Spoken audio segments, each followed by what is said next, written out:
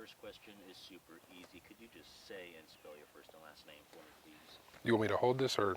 Yeah, you can hold it. Okay. Um, Tyrone Swoops, Tyrone, and the last name is Swoopes. Awesome. And then just to clarify, you're going to be the tight ends coach here, correct? Correct, yes. Awesome. So, man, I mean, we were talking about it a little bit before, but, you took a brief hiatus from football, and now you're coming back to coach here in Lindale. I guess a couple things. First off, how excited are you to just get back into the game? I'm very excited.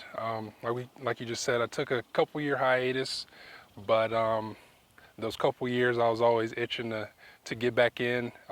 Obviously missed playing, but those days are behind me now, so I'm excited for the opportunity to get back in and coach.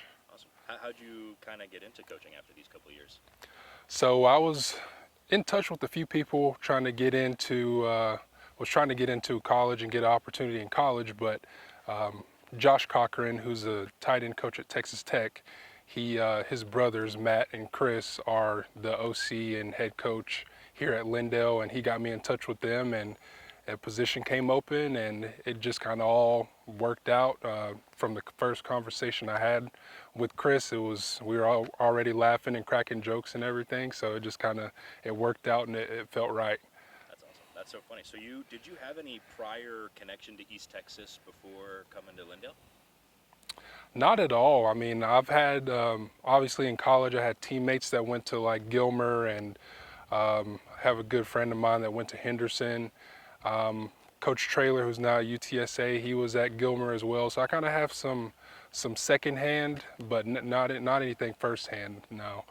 Awesome. What's been your experience like, kind of being around East Texas and being exposed to it for the first time?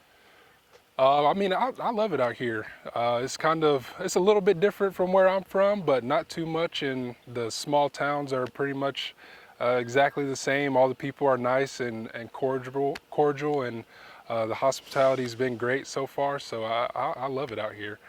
Awesome. And where are you from originally? I'm from Whitewright, Texas. It's about 20 minutes east of Sherman, Okay.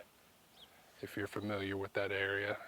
I'm from New Jersey. So Oh, okay. Yes. Yeah, you I'm are. not familiar with much that goes on in Right. Texas. Um, but yeah, man. I guess. Well, okay. So that's all really interesting. How you wound up here. Man, I guess talking again about your perspective before, a very unique perspective, having played SEC football at the quarterback position, and then having transitioned to the tight end position at the NFL level. How do you think that kind of perspective is gonna? How do you think that you're gonna be able to bring that unique perspective and kind of help these kids grow? Right. I would just say from a college athlete perspective, the biggest thing would be just kind of teaching them things on the field, just giving them nuggets and tidbits and things like that. That'll help them be able to kind of free their mind and let their body do what it can do. And then also just things off the field, just as far as how to handle yourself outside the classroom, in the classroom, and just certain things that they can do to better themselves in the long run. Yeah. Do we need to redo that because of the bus, or you think No, we're you're good. okay? Yeah, no, you're good. I got you. I like looking at you. I'm thinking. I'm trying to think. Obviously, your official position is tight ends coach, but I mean, I don't think there's anybody else on the coaching staff that played quarterback at the level you did. So, I mean, are you gonna kind of check in the quarterback room every once in a while, kind of see what they're doing? Like, what's that kind of guy? I mean, naturally, I'll think of things, but I mean, I'm gonna keep it in the tight end room and with my position as much as I can. I mean, if I'm asked questions, then I'll obviously give my input when asked. But I mean, Matt does a good job with his position, and he wouldn't be here if he wasn't. Even if he was the head coach's brother. So he does a great job. We've had multiple meetings and multiple conversations. He's a great offensive mind and a great teacher. I've gotten to see him practice a couple times and seen him with the guys. He's a great coach, and so if he asks me questions, then I'll definitely give input. But I'm gonna try to keep it in my room as best I can. Awesome.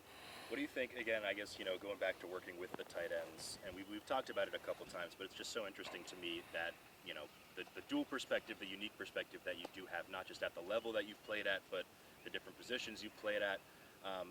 What kind of tidbits can you give the guys that, somebody who's only played tight end their whole life, something that they wouldn't know that a quarterback would know? You know what I'm trying to get at? Like just that kind of that perspective that not everybody has, you have it, and there's something unique there, and I'm kind of trying to get at it. Just casually talk about your duality. You're stuck into a interview mode that you don't have to be in anymore. You don't have to censor yourself. You don't have a PR team. You don't have an agent. You can talk freely right now.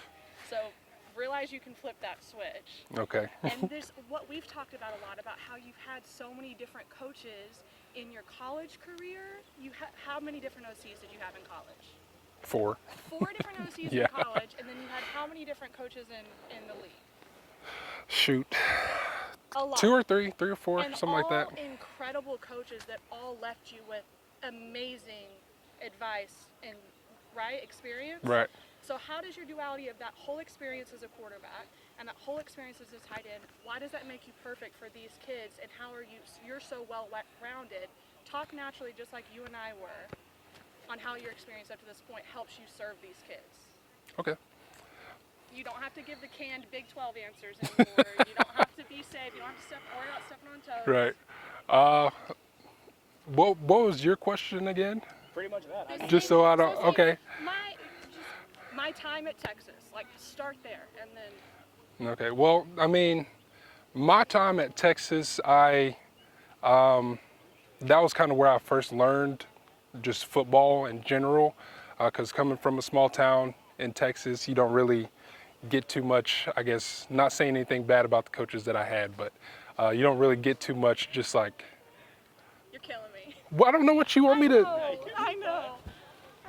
You know what you want to say. You just get stuck off on your tangents. You're okay. It's fine. No, you're fine. It's so all just good. talk, like, who was your most influential at Texas? So my most influential at Texas was Coach Watson, who was my offensive coordinator my second year, because he taught us defense, and knowing what the defense is doing, where they're lined up, kind of can help you predicate what you do on offense. So if you come back to the sideline, you can tell the coach where this guy was, and they can kind of draw things up based off of that. So just knowing things like that and being able to teach those kids that and kind of give them a step up before they get into college, I think that's kind of where I'll bring some unique knowledge in and give them the upper hand whenever they get to the next level. And then I guess just moving to tight end, it was just a more learning experience. Got to learn from, some of the best in the world at the sport, from the coaches to a lot of players that I was able to be in the same room as, and just kind of soak up some of the knowledge that they were given daily. So just a lot of that knowledge, just a lot of technique things, a lot of moving efficiently, and not a lot of wasted movements, just coaching a lot on that, because I feel like, especially at the high school level, that's not emphasized. And so just being able to give them those tidbits on efficiency and body movement and those kind of things, I think that'll help as well. Yeah, I think that's what I was kind of trying to get at.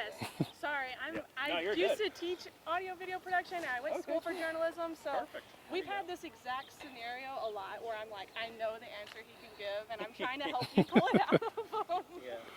Great. Oh man, I think that's kind of all I got. I texted you a couple things. Let me see if I missed anything. Why are you excited to be at Lindale? I know you talked about the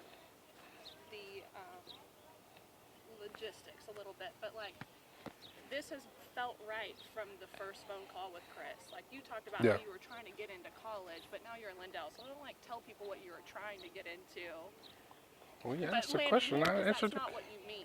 Like, you're excited about this. So just I got it. You reached out to Texas Tech, and they had that connection here, and it all kind of it fell into place. It worked out. But so you've been praying for community for a long time. You've been looking. So talk about just why you're excited to come to Lindale. I'm excited to be in Lindale because, like I said previously, talking to Chris the first time that I got the opportunity to, we were already laughing and joking and just having a good time, and he is a big believer, and I am as well. and that was another big component that kind of drove me here. And just knowing that it's a bigger town or city, I guess you would say, but just the small town feel of it, it really felt like home to me because I'm from a small town, and in small towns like this, football is king, and I think that's a great thing, and I'm just excited to be a part of it.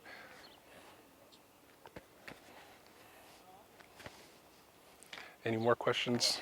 Good to go. I've just heard him talk about how excited he is for this for a month now, so I just want him to be able to convey that. Yeah, no, I mean that was